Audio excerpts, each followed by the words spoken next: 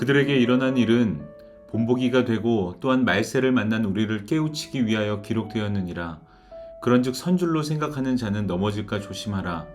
사람이 감당할 시험 밖에는 너희가 당한 것이 없나니 오직 하나님은 밉부사 너희가 감당하지 못할 시험 당함을 허락하지 아니하시고 시험 당할 즈음에 또한 피할 길을 내사 너희로 능히 감당하게 하시느니라. 아멘.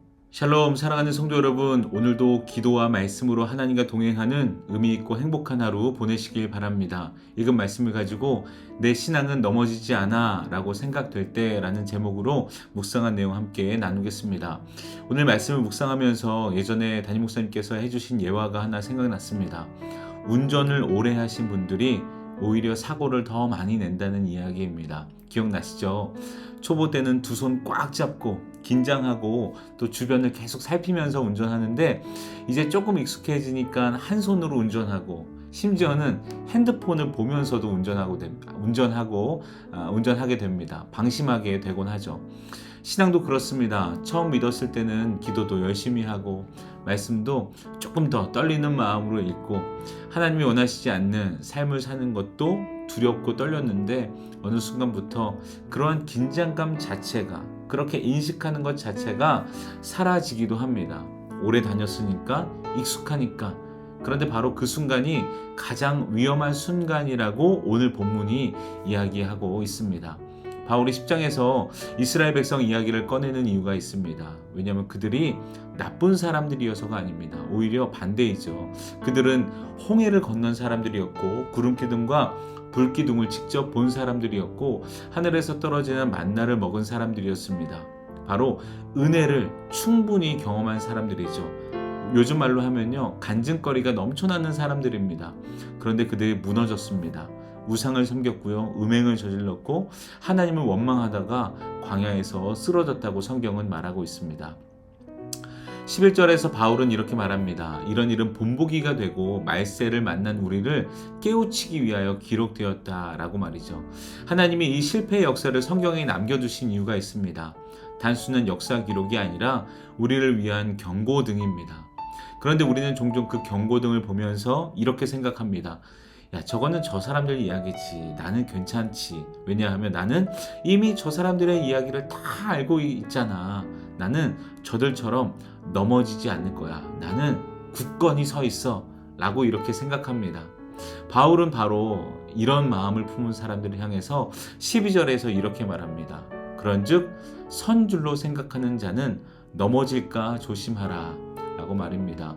선줄로 생각한다는 헬라어 표현은요, 단순히 그냥 서 있다라는 것이 아니라요, 확신에 차서 자기는 안전하다고 믿는 상태를 말합니다.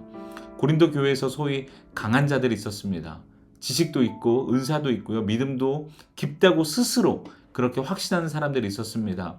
지지난번에도 말씀드렸지만 우상의 재물을 먹어도 나는 괜찮아. 나는 그게 아무것도 아닌 줄 너무나 잘 알고 있으니까 라고 말하던 그런 사람들이었습니다. 자기 믿음에 꽤 자신이 있었던 거죠. 바울이 그들에게 하는 말이 이겁니다. 그 자신감, 그게 제일 위험한 거야. 선줄로 생각하는 자는 넘어질까 조심해야 돼 라고 말이죠. 베드로가 생각나시죠? 베드로가 예수님께 뭐라고 했습니까? 다른 사람들은 다 주님을 버려도요, 저는 절대 안 그럽니다. 가장 확신에 찬 고백을 한 사람이 바로 베드로였습니다. 그런데 베드로가 이 고백을 한 직후에 예수님의 말씀대로 3번이나 예수님을 부인했습니다. 오늘 유튜브에서 지금 이 말씀을 듣고 계신 분들은 아마 대부분 신앙생활을 오래 하신 분들이 되고 말씀도 잘 알고 또 기도도 시간을 내어서 이렇게 하시는 분들일 겁니다. 그렇기 때문에 오히려 바울이 말하는 선줄로 생각하는 자가 바로 저와 여러분이 될 가능성이 높다고 생각이 듭니다. 여러분, 하나님은 이 말씀을 통해 우리가 또 우리에게 겁주고 또 이렇게 위협하려고 하시는 것이 아니라 우리가 방심하지 않기를 원하십니다. 다른 말로 늘 깨어있는 신앙생활을 하길 원하시는 줄 믿습니다. 사실 지금 12절까지 읽으면요, 마음이 무거워집니다. 그럼 나는 어떻게 해야 돼? 난 뭘 더 해야 되지? 더 긴장하고 더 조심하고 더 열심히 해야 하나? 내가 어떻게 노력해야 하지? 라는 생각이 듭니다. 그런데 바울은요, 13절에서 이렇게 얘기합니다. 사람이 감당할 시험 밖에는 너희가 당한 것이 없나니 오직 하나님은 밉부시다. 즉 하나님은 신실한 분이야 라고 말합니다. 바울은 넘어질까 조심하라고 말하고 난 뒤에 우리의 의지에 대해서 이야기하지 않습니다. 어떻게 결단해야 돼 라고 우리의 결단도 이야기하지 않습니다. 갑자기 하나님의 성품을 이야기합니다. 하나님은 신실하시다 라고 말이죠. 그렇습니다. 우리의 신앙은 결국 내가 얼마나 강한가, 내가 얼마나 결단을 잘 지키는가의 문제가 아니라 누가 나를 붙들고 계신가를 아는 문제입니다. 우리는 자꾸 안 넘어져야지, 잘 버텨야지, 정신 차려야지 이렇게 생각하고 결단합니다. 물론 필요하죠. 그러나 바울은 그 이전에, 그 결단하고 고백하는 것 이전에 하나님이 어떠한 분이신지를 바라보게 합니다. 베드로도 자기 확신에 무너졌고 광야의 이스라엘도 자기 익숙함 속에서 무너졌습니다. 사람은 결국 자기 힘과 경험만 믿기 시작하는 순간 흔들리고 넘어집니다. 그런데 하나님은 그런 우리를 그냥 두지 않으십니다. 너희가 감당하지 못할 시험 당함을 허락하지 아니하시고 시험 당할 즈음에 또한 피할 길을 내신다고 말씀하십니다. 여기서 중요한 건 시험이 없어진다는 뜻이 아닙니다. 오래 믿는다고 시험이 사라지는 것이 아닙니다. 오히려 오래 믿을수록 다른 종류의 시험이 찾아오죠. 익숙함의 시험, 교만의 시험, 무뎌짐의 시험, 하나님 없이도 내 힘으로 사역이 돌아간다는 착각의 시험, 나는 결코 넘어지지 않을 거야, 나는 괜찮아 라는 시험이죠. 그런데 하나님은 그 순간에도 피할 길을 내십니다. 말씀을 우리에게 찔러주시고 생각나게 하시고 성령께서 우리의 양심을 흔드시고 누군가 사랑하는 공동체의 권면을 통해서 그것을 멈추게 하시고 예배 가운데 다시 깨우십니다. 늘 문제는 우리가 그 하나님의 손보다 자기 확신을 더 붙드는 것이죠. 사랑하는 여러분, 신앙생활을 오래 했다는 것이 안전함을 의미하지 않습니다. 직분이 있다고 사역을 많이 한다고 안전한 것도 아닙니다. 넘어지는 사람들의 공통점은 언제나 나는 괜찮다라는 마음입니다. 그래서 건강한 신앙은 나는 절대 안 무너집니다가 아니라 건강한 신앙은 주님, 저는 오늘도 주님이 없으면 넘어질 수 있는 사람입니다 라고 고백하는 사람입니다.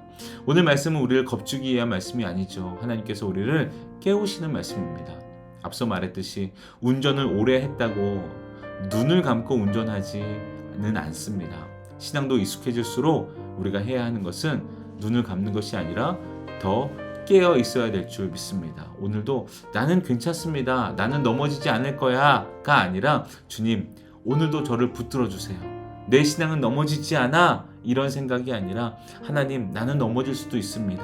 그러니 나와 함께 하시고 생각나게 하시고 말씀을 깨닫게 하셔서 내가 온전히 믿음의 길을 걸어갈 수 있도록 하나님 나를 도와주세요. 그래서 내가 온전히 서서 하나님이 기뻐하시는 교회를 세우는 일에 최선을 다하겠습니다. 이 땅에 하나님 나라를 세워가겠습니다 라고 결단하고 고백하는 저와 여러분 되기를 주님의 이름으로 축복합니다. 함께 기도하겠습니다. 은혜로우신 하나님 감사합니다. 오늘도 우리에게 생명 주시고 또 말씀 주셔서 삶의 방향을 온전케 하시니 감사합니다. 하나님, 우리의 신앙의 경력을 믿지 않겠습니다. 우리의 지식을 믿지 않겠습니다. 하나님, 우리는 오늘도 넘어질 수 있는 연약한 사람들입니다. 그러나 주님께서 우리를 붙들고 계시고 그 안에 있을 때 우리는 넘어지지 않고, 넘어져도 우리는 다시 회복할 수 있음을 믿습니다. 그러니 오늘도 주님과 동행하며 주님 안에 머물며 그렇게 살아갈 수 있도록 우리에게 힘과 지혜와 용기를 더하여 주옵소서. 오늘도 우리의 삶을 주님께 맡겨드리며 예수님의 이름으로 기도합니다. 아멘. 네, 사랑하는 여러분, 오늘도 말씀을 가지고 결단하며 기도하시고 사랑하는 교회와 담임 목사님 위해서도 함께 기도하시기 바랍니다. 우리 한 마음으로 기도하겠습니다.